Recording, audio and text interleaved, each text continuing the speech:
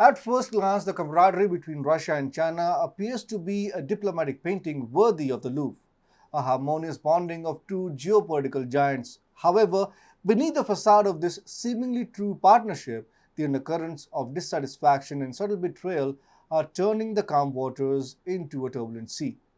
These disturbances ripples have found a shocking development catalyst: China's refusal to back Russia in its bitter dispute with Ukraine. Namaste and welcome to TFI Global, the foreign affairs and geopolitical analysis arm of the TFI Media Group.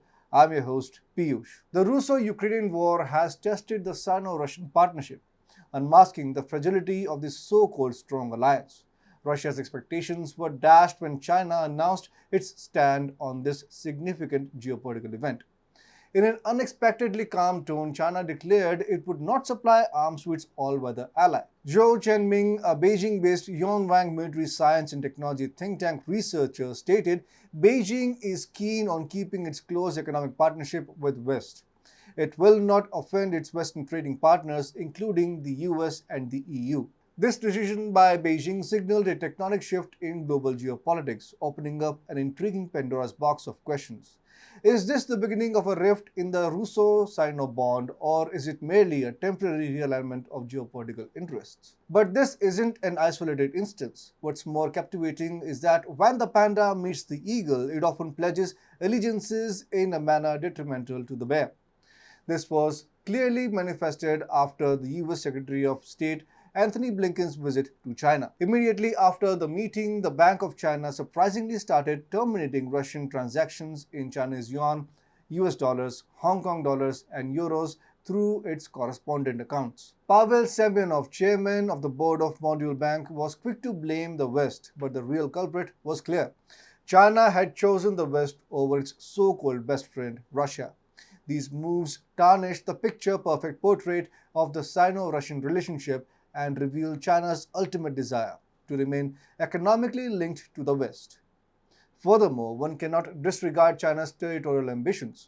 Its eyes glisten at the prospect of new territories to claim, and friendship isn't a barrier. In a series of digital skirmishes, Chinese netizens, including officials and diplomats, have begun staking claim over Vladivostok, a Russian city. China argues that Qing's Manchurian homeland was annexed by the Russian Empire in 1860 after China's defeat in the Second Opium War. This provocation fueled the tensions between Russia and China as Beijing showed no signs of curbing these territorial claims. All these revelations force a critical re-evaluation of the Sino-Russian relationship. The narrative of an endearing friendship is an elaborate ruse, a smoke and mirrors game played on the international stage. The probability of escalating tensions between these two countries seems more plausible than ever. If Russia becomes a liability to China, Beijing might not hesitate to abandon its supposed ally. This would not only turn the world's geopolitical dynamics on its head, but also lead to economic repercussions for Russia. After all, in this ruthless arena of global politics, the rules are always dictated by self-interest and survival, not friendship. The sudden US-China bonhomie has effectively painted a fascinating yet complex picture of the future of global politics. As the delicate balance shifts, we are left with a thrilling question.